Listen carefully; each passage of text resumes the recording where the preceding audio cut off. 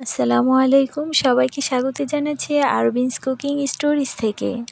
আজকে আপনাদের জন্য শেয়ার করছি খুব সহজে কিভাবে চিকেন স্যান্ডউইচ তৈরি করতে পারবেন। তাহলে চলুন ঝটপট রেসিপিটি দেখে নেওয়া যাক।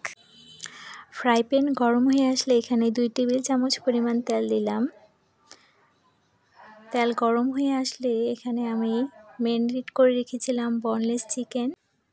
এখানে 1 টিস্পুন সয়া সস এবং 1 টিস্পুন আদা রসুন বাটা দিয়ে ম্যারিনেট করে রেখেছিলাম। আদা রসুনের কাঁচা গন্ধ যাওয়ার আগ পর্যন্ত ভালো করে চিকেনটা ভেজে নিব। চিকেন থেকে যখন পানি ওঠা শুরু করবে ঠিক সেই মুহূর্তে আমি দিয়ে দিব, এখানে আমি দিয়ে দিচ্ছি পেঁয়াজ কুচি আর সাথে দিচ্ছি কাঁচামরিচ বিচি ছাড়া, যাতে ফ্লেভারটা খুব ভালো আসে এবং ঝালটাও কম লাগে।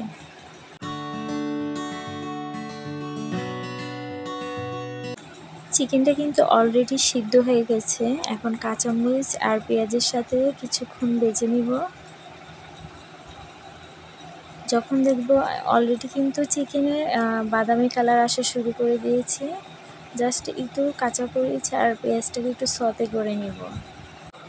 আমার চিকেন রান্না হয়ে গেছে। এখন আমি চিকেনটাকে একটু ঠান্ডা করে হাতের সাহায্যে একটু চাপ দিলেই চিকেনটা একদম নরম হয়ে খুলে আসবে। চিকেনটা ঝোড়া হওয়ার পরে আবার আমি চুলায় চিকেন যখন কুসুম গরম হয়ে আসবে তখন চুলা আমি অফ করে দিব। গরম অবস্থায় আমি দিয়ে দিচ্ছি 2 টেবিল চামচ পরিমাণ মেয়োনিজ আর 1 টেবিল চামচ পরিমাণ টমেটো সস।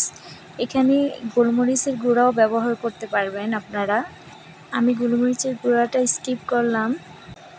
চিকেন গরম অবস্থায় যদি এখানে মেয়োনিজ কিংবা চিজ ব্যবহার করতে পারি তাহলে একটি সুন্দর একটি বাইন্ডিং তৈরি হয়, এতে করে কিন্তু পুর বের হয়ে আসে না। তো এখানে তৈরি হয়ে গেল আমার চিকেনের পুর।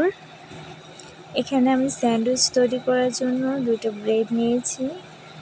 ব্রেডের চারপাশের অংশগুলো ছুরি দিয়ে সুন্দর করে কেটে নেব। প্রথমে তৈরি করে রাখা চিকেনের পুরটা ব্রেডের উপর ভালো করে ছড়িয়ে দেব।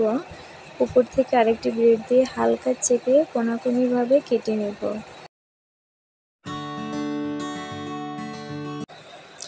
এখানে আমি স্যান্ডউইচটা মজাদার করার জন্য মিনিট 2 টোস্ট করে নিব। এভাবে খেতে কিন্তু খুব দুর্দান্ত লাগে।